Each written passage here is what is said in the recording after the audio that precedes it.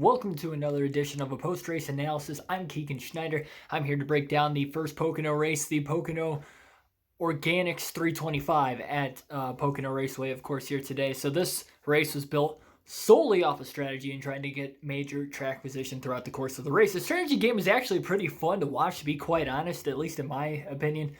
I have a usually positive outlook on NASCAR anyways, it is. But I thought it was a really fun race as far as that went, and we had a decent finish to the end of this one too. It all started stage one. Joey Logano ended up getting the win. Really nothing much to talk about throughout the course of that race. Throughout the course of the first stage, they of course had the competition yellow after a little bit of a rain delay at the start of the race, but they ended up getting the entire race in, and it was just a battle for the clean air. The restarts were really fun to watch, and obviously they were very aggressive, especially mid-pack. They were going 4-5 wide at one point in time. They were going 5 wide. That was pretty insane, to be quite honest. So they ended up obviously after that. After the stage win from Joey Logano, went on into stage two, and then Eric Almirola had the best car, it looked like. It looked like Logano and Almirola early on through the first two stages looked like they had the two fastest cars. It was just a matter of who was going to get the clean air between the two of them. Almirola ended up winning stage two. He had the clean air. There was actually an accident at the end of stage two.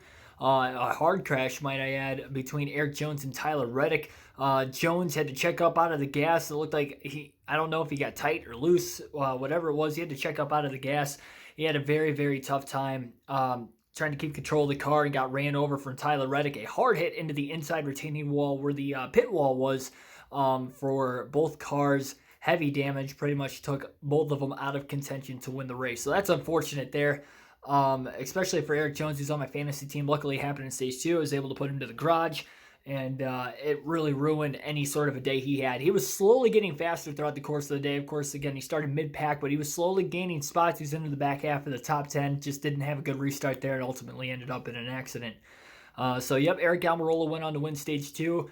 A lot of pit strategy. Ryan Blaney was in the top 5 for a lot of it. He had a very interesting pit strategy that it was ended up not working. He ended up with a 12th place finish. He finished 4th in both of the first two stages of the race, so a decent amount of stage points, but then come the final stage, he actually pit instead of what looked like he was going to stay out of the pits, take the track position at the start of the stage, and then end up pitting about 10 laps into the stage, making it the entire fuel run to the end. He ended up hitting gas and go after he had pit at the beginning of the stage, so literally gave up all of his track position. Not a good call by Todd Gordon and that team. Very unfortunate for Blaney. He deserved a better finish than what he got, but I guess that means he's going to have a better starting position for the race tomorrow. But scoring the stage points, if he could have had the finishing points, he could have possibly gained more in the points championship. Joey Logano, another regular season championship contender, came into this race second in points, 23 points back of Kevin Harvick, and he had a left front tire go down late. Not sure exactly where he finished, but he did finish at least one lap down there. I'm assuming he got the car back out on the track. He might have finished 2 laps down now that I think about it, because I think he got lapped on the last lap of the race too. It was a really tough break there for Joey Logano. Team Penske as a whole did not have a great finish to the day, despite having a pretty solid start. As I got the sun in my eyes here, I'm upstairs in my grandpa's house right now, so that's why you guys see me in a desolate location. But anyway, that pretty much wrapped it up through stage two. Again, and then the final stage of the race is where the interesting strategy came. It was a matter of who was going to pit when, how many tires were they going to put on the car, was it going to be fuel only? We saw fuel only stops with the guys taking as long as they could, pitting for fuel only, so that way they would have to take less gas in the car. We saw some right sides only pit stops and some 4-tire pit stops, and ultimately Eric Almirola, I believe, was the first guy that took 4 tires. He came out 4th in line behind Martin Truex Jr., Denny Hamlin, and Kevin Harvick, who all took 2. And I believe Harvick might have taken gas only. I can't quite remember. Correct me if I'm wrong in the comments section, but I think he took gas only. He might have taken right sides. I honestly can't quite remember. But anyway, Almirola was able to get around Truex pretty quickly, but unfortunately he was way too far off the pace with that 4-tire stop. Way too far back with the track position needed. A lot of live cars were in the way throughout the course of it. He finished 10 plus seconds back at the end of the race. It was a race between Kevin Harvick and Denny Hamlin at the end. Hamlin was quite a ways back from Harvick and was closing in on him the final 25 laps or so of the race. He was, I believe, 4 seconds back of him when they cycled out of the pits, and he caught up big time. He was within 0.3 of a second coming to the white flag, and he was gaining on him. It seemed like he ran out of time, and he was going to be tough to pass because of the clean air. But I think Hamlin had the car to get it done in the drivability around this track with winning 5 times. He was definitely closing in on Kevin Harvick. Again, just ran out of time. In fact, that last lap, Harvick ran a much faster lap than Hamlin. Ended up beating him by 3/4 of a second, despite the fact Denny was within 0.3 going into that final lap. Maybe Denny was overdriving it a little bit, trying to catch up to him. But whatever the case, Kevin Harvick gets his 3rd win of the season. I'm assuming he's going to be in the regular season points lead. He didn't score a lot of stage points today, but that race win with Blaney finishing 12th, despite the stage points Blaney gained, I'm sure he expanded the points lead. I would assume Blaney's probably up to 2nd in points now. Chase Elliott didn't have a great day either. He was 4th in points coming into the race. Keselowski didn't have a good day, so Harvick gained points on each of the other top 5 competitors in the point standing, so big day for him. And that big wreck was crucial for Eric Jones and Tyler Reddick, because they were both 1 point apart from each other, with Reddick having the last spot in the points, the playoff standings coming into the day. But still 12 races to go and another race tomorrow at Pocono. So let's take a look at the finishing results and how the fantasy team did. So here is a look at the finishing results for today's race. We'll look at the top 10, who all DNF'd, and notable finishes, obviously, throughout the course of the race. So Kevin Harvick, P1, Denny Hamlin, 2nd, Aric Almirola, 3rd, as I stated. Christopher Bell was solid throughout the course of the day. Look at that, started 36th in today's race and climbed all the way up to 4th place, slowly but surely.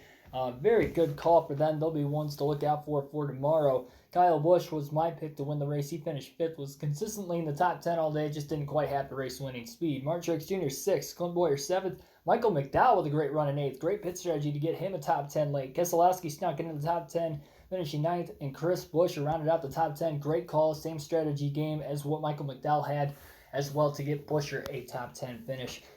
I take a look there. Kenseth 11th. Of course, I already talked about what happened to Blaney. William Byron was up in the top 10 periodically throughout the course of the race. But realistically, all these guys kind of deserving of their finishes. Of course, Jimmy Johnson and Cole Custer were the 2 guys I told you guys to stay away from. They scored 0 stage points today. Custer 16th and Johnson 21st. Ryan Preece will be on the front row for tomorrow's race with Austin Dillon starting 2nd there as well. So that's kind of notable, I guess. And your DNFs in today's race, of course, Eric Jones, BJ McLeod, Quinn Houff. Houff got in an accident back at stage 1 just after the competition yellow on that restart. Eric Jones got in that accident there, like I said, with Tyler Reddick. Reddick actually ended up finishing 30th. And Joey Logano fell all the way back to 32nd, so he lost a couple laps because of that flat left front tire that was all the way down at the rim. Had to limp it a long ways around the track, had to repair that damage, pull the fenders out. You guys know the deal, so tough break there as well. And now let's just take a look at how the fans.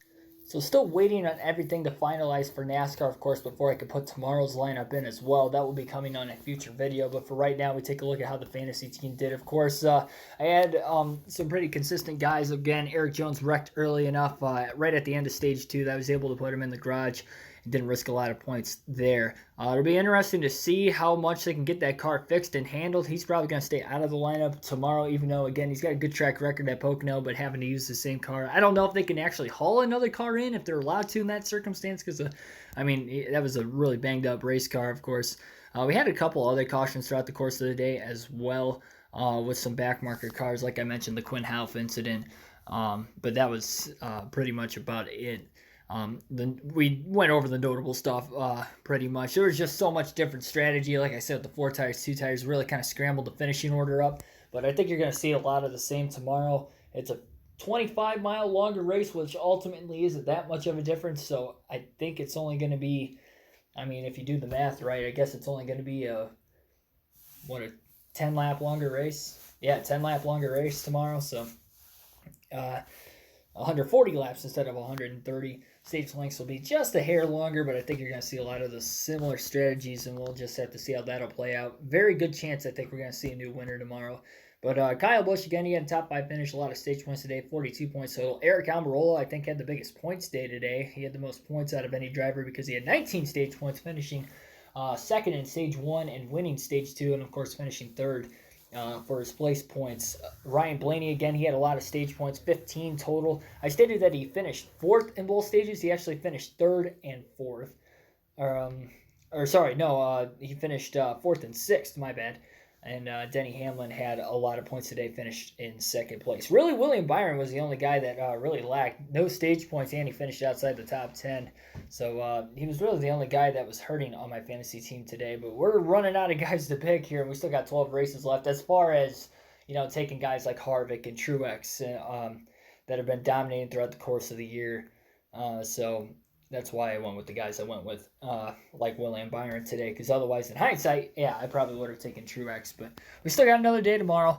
We'll see in the predictions video for tomorrow's race who will pick. And, of course, no bonus points today because Cowboys did not win the race or any of the stages. And Toyota did not go to victory lane, although Denny Hamlin was close. So tune in tomorrow for predictions and post-race analysis video as well for Pocono. 350-mile race, 140 laps. Instead of today's race where it's 325 as far as the mileage and 130 laps. So a little bit different, a little bit longer. Truck and Xfinity is also tomorrow, but we'll have, again, predictions, post-race analysis for Pocono, and a NASCAR Heat 4 full race live stream leading up to that Pocono race as well. So subscribe for more daily NASCAR content. Comment down below. What did you think of the race? How are your predictions, and how did your fantasy team do?